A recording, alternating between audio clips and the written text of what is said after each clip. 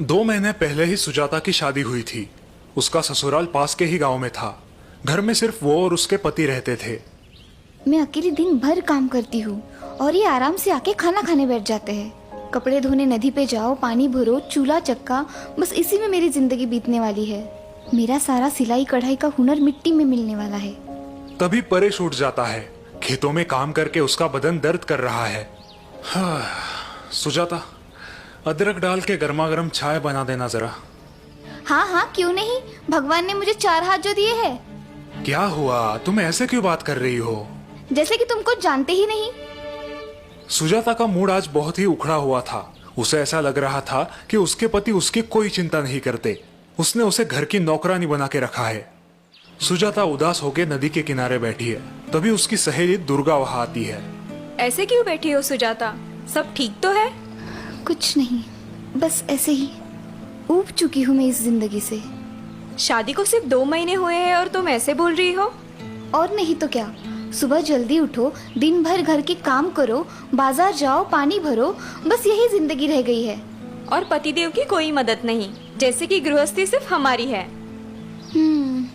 लेकिन क्या करें, अब सहना ही पड़ेगा। नहीं। क्या मतलब? हमें इस उबाऊ जिंदगी से छुटकारा मिल सकता है? हाँ, क्यों नहीं। इसलिए तो मैंने मेरे पति का घर छोड़ दिया। अब सुकून से यहाँ मायके में जी रही हूँ। खेत से थक कर सुजाता का पति परेश घर लौटता है, लेकिन सुजाता गुस्से में घर छोड़कर मायके चली जाती है। लगता है रूठ के मायके चली गई है। पता नहीं उसे क्या शिकायत है मुझसे। ठीक है, 2 दिन वहां रहेगी तो उसे अच्छा लगेगा। दिमाग शांत हो जाएगा तो लौट आएगी। सुजाता मायके अपने घर आती है। मायके में सिर्फ उसकी माँ और छोटा भाई है। वो दोनों सुजाता का खुशी से स्वागत करते हैं, लेकिन कुछ ही दिनों बाद जब तीनों गपशप करने बैठते हैं। सुजाता, जमाई बाबू वहाँ अकेले हैं। तुम अपने ससुराल कब लौट रही हो? माँ, मैं आप पर बोझ नहीं बनूंगी। दीदी, ये क्या कह रही हो आप हम पर कभी बोझ नहीं बन सकती। लेकिन तुम ऐसी बात क्यों कर रही हो बेटा? सुजाता उन्हें फिर कभी ससुराल ना जाने का अपना फैसला सुनाती है। सुजाता की माँ और भाई को जोर का झटका लगता है। ये क्या कह रही हो बेटा? जमाई बाबू तो भले नेक इंसान है। हाँ दीदी, जीजू आपका बहुत ध्यान रखते हैं, फिर भी आप ऐसा क्यों कह रही हो? क्योंकि मैं उब चुकी हूँ उस गृहस्थी से। पूरा दिन घर में मैं ही मरती रहती हूँ। तुम्हारे जीजा जी मुझे रत्ती भर की भी मदद नहीं करते। बस मैंने फैसला कर लिया है, मैं यही सिलाई बुनाई का काम करूंगी और आप लोगों के साथ ही रहूंगी। दूसरे दिन सुजाता और उसकी माँ नदी पर पानी भरने जाते हैं। नदी के पास पहुँचते ही माँ थककर नदी के किनारे बैठ जाती है। क्या हुआ माँ? बेटा, थोड़ा पानी पिलाना तो। सुजाता पानी लाने नदी पर जाती है। ओह, ये पानी तो बहुत गंदा हो चुका है। ये माँ को कैसे पिलाऊं? सुजाता माँ के पास लौटती है। माँ, नदी का पानी बहुत मैला है, इसलिए मैं नहीं लेके आई। अब क्या करें? अच्छा, ये बात है बेटा, तुम थोड़ी देर बाद जाकर लाना। थोड़ी देर बाद सुजाता फिर से नदी के तट पर माँ के लिए पीने का पानी लेने जाती है। अब नदी पर कोई नहीं है। सुजाता पानी देख के अचरज में पड़ जाती है। अरे वाह, ये पानी तो अब एकदम साफ हो गया है। अब ये पानी माँ के लिए ठीक है।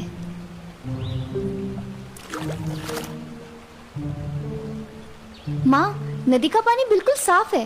ये कैसे हुआ? हमने तो कुछ नहीं किया। क्योंकि उसमें जमा मिट्टी और गंदगी नीचे बैठ गई है और बिना कुछ किए हमें साफ पानी मिल गया। बेटा, जीवन भी ऐसे ही होता है। कभी कभी हम जल्दबाजी में, गुस्से में होते हैं और तब हमारे दिल और दिमाग की अवस्था भी गंदगी भरे नदी के पानी जैसी होती है। सुजाता माँ की बात समझने की कोशिश कर रही है। उससे हमारा नुकसान कैसे होता है माँ? तब हम गलत निर्णय लेते हैं और जिंदगी भर पछताते हैं। तो ऐसे वक्त हमें क्या करना चाहिए माँ? ऐसे वक्त हमें शांत रहना चाहिए और उस समय को वक्त के हाथ में सौंपना चाहिए।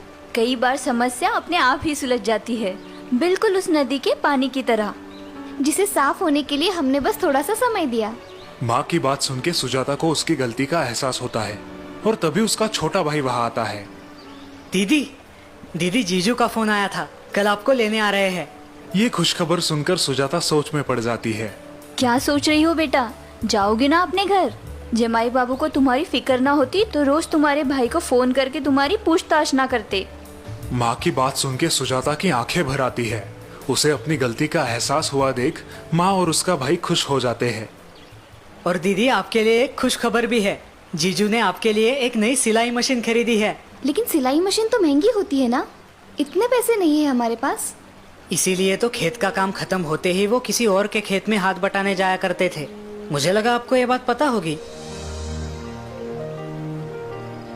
माँ मुझे माफ कीजिए, गुस्से में आकर मैं बहुत गलत निर्णय ले रही थी। अब जिंदगी भर आपकी ये सीख याद रखूंगी। और इस तरह सुजाता वापस ससुराल जाकर हंसी खुशी रहती है।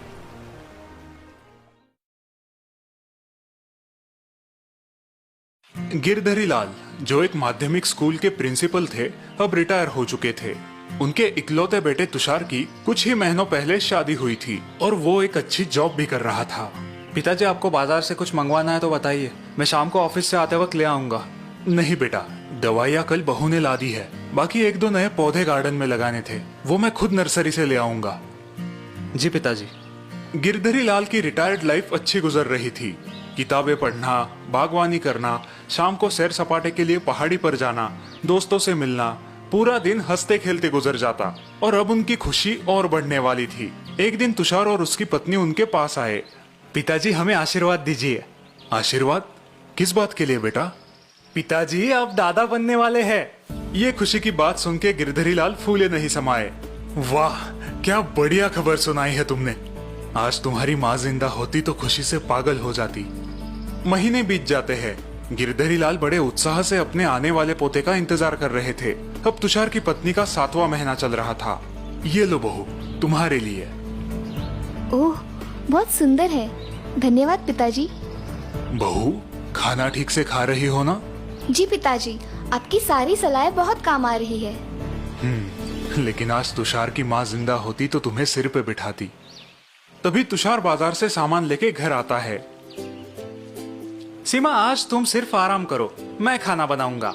बिल्कुल ठीक तुषार, आज खाना हम दोनों मिलके बनाएंगे। बहू को आज छुट्टी। आप दोनों मुझे आलसी बना दोगे, फिर ये आने वाला छोटा मेहमान भी आलसी बनेगा। बाद में मुझे मत खरी खोटी सुनाना। तुषार और गिरधरी लाल पालक की सब्जी साफ करने बैठते हैं और सीमा आराम से सोफे पे बैठी है। अच्छा, मुझे अब ये बताओ, तुम अपने संतान की परवरिश कैसे करोगे? ये भी कोई पूछने की बात है पिताजी। बेशक हम उसे बड़े प्यार दुलार के साथ बड़ा करेंगे। हाँ, उसे जो चाहिए वो सब उसे देंगे। उसकी सारी इच्छाएं पूरी करेंगे। उसे किसी भी प्रकार की कठिनाइयों का सामना नहीं करने देंगे। बिल्कुल, उसे हर मुसीबत से दूर रखेंगे। उन दोनों की बातें सुन के गिरधरी लाल सोच में पड़ जाते हैं। हम ठीक कह रहे हैं ना पिताजी? इसका जवाब मैं तुम्हें कुछ दिनों बाद दूंगा। गिरधरी लाल की बात सुन के तुषार और सीमा उलझन में पड़ जाते हैं। अगले दिन गिरधरी लाल नर्सरी से गुलाब के 2 छोटे पौधे ले आते हैं और एक पौधा बेटे और बहू को दे देते हैं। बहू, तुषार, ये छोटा पौधा तुम्हें हमारे बगीचे में लगाना है। और ये दूसरा पौधा पिताजी? ये मैं खुद लगाऊंगा और आज से हम दोनों अपने अपने पौधों की निगरानी करेंगे। अब गिरधरी लाल अपने पौधे को बगीचे में लगा देते हैं और उसके पास ही तुषार और सीमा उनके पौधे को। दोनों अपने अपने पौधे की अच्छे से देखभाल कर रहे हैं, लेकिन तुषार और सीमा थोड़ी ज्यादा। पता नहीं पिताजी हमें क्या सीख देना चाहते हैं। मैं तो सोच सोच के थक गया। दिन बीतते जाते हैं। गिरधरी लाल अपने पौधे को सिर्फ आधा गिलास ही पानी देते थे और तुषार अपने पौधे को 2 गिलास पानी और हर हफ्ते खाद भी देता था। हमारा पौधा पिताजी के पौधे से ज्यादा हरा भरा लग रहा है ना? हाँ, और ज्यादा ऊंचा भी। सीमा और तुषार उनके पौधे का विकास देख के बहुत खुश थे, लेकिन गिरधरी लाल अपने पौधे को सिर्फ आधा गिलास ही पानी क्यों देते थे, ये बात उनकी उलझन बढ़ा रही थी। पिताजी, आप अपने पौधे को इतना कम पानी क्यों डाल रहे हो? मुझे लगता है इसीलिए उसका ठीक से विकास नहीं हो रहा। सही वक्त आने दो, मैं तुम्हारे सारे सवालों का जवाब दूंगा। एक दिन रात को अचानक तूफान आता है। जोर की हवाएं चलती है। सुबह जब तुषार और सीमा बाहर बगीचे में आते हैं, तब वो हैरान हो जाते हैं। ओह, ये क्या? हमारा हरा भरा पौधा बिल्कुल नष्ट हो गया है। सारी जड़ें मिट्टी से बाहर उखड़ आई है। ये कैसे मुमकिन है? बाप रे, इसका मतलब पिताजी के पौधे का तो भारी नुकसान हुआ होगा। तभी उनका ध्यान गिरधरी लाल के पौधे की ओर जाता है और वो चकित हो जाते हैं। इतने में गिरधरी लाल वहां पर आते हैं। पिताजी, ये तो अनहोनी हो गई। क्या हुआ बेटा? पिताजी, हमारा पौधा कल रात के तूफान में पूरा नष्ट हो गया है। अच्छा, ये तो बहुत बुरा हुआ। लेकिन पिताजी, आपका पौधा बिल्कुल टकाटक है। आप ना तो उसे खाद डालते थे और ना ही बहुत सारा पानी देते थे। और हमने इतनी सावधानी से उसकी देखभाल की, फिर भी वो इस तूफान में टिक नहीं पाया। ऐसा क्यों? वो इसलिए क्योंकि तुम्हारे जरूरत से ज्यादा देखभाल ने उसकी मजबूत बनने की नैसर्गिक क्षमता को मार डाला। तुषार और सीमा अभी भी उलझन में है। हम कुछ समझे नहीं पिताजी। समझाता हूँ। जब मैं मेरे पौधे को सिर्फ जरूरत के अनुसार आधा ग्लास पानी दे रहा था, तब पौधा अपनी बढ़ती हुई जरूरत पूरा करने के लिए खुद की जड़ों को जमीन के अंदर फैला रहा था और आसपास के मिट्टी से पानी प्राप्त कर रहा था। इसी वजह से उसकी जड़ों ने जमीन में अच्छे से पकड़ जमा ली। इस कारण कल रात के तूफान का इस पौधे ने डट के सामना किया। और हमारा पौधा क्यों नहीं कर पाया? वो इसलिए क्योंकि तुम्हारी ज्यादा देखभाल ने उसकी परिस्थिति से मुकाबला करने की क्षमता नष्ट कर दी। तुम्हारे पौधे को जरूरत से ज्यादा पानी, पोषण मूल्य आराम से मिल रहे थे, इसीलिए उसने मिट्टी के अंदर घुसने की कोशिश ही नहीं की। और इसीलिए उसकी जड़ें जमीन में पक्की पकड़ न कर पाई और पौधा कल के तूफान का सामना न कर सका। बिल्कुल सही। लेकिन आप हमें इस अनुभव से क्या सीख देना चाहते हैं? हमारी संतान भी इसी पौधे की तरह होती है। उनकी बढ़ती उम्र में अगर उन्हें जरूरत से ज्यादा लाड़ प्यार और देखभाल मिले तो उनकी कठिन परिस्थितियों से लड़ने की क्षमता विकसित नहीं होती। और जिंदगी में उन्हें संकटों का सामना करना मुश्किल होता है। एकदम सही। आई बात समझ में। थैंक यू पिताजी, हम आपकी सलाह याद रखेंगे।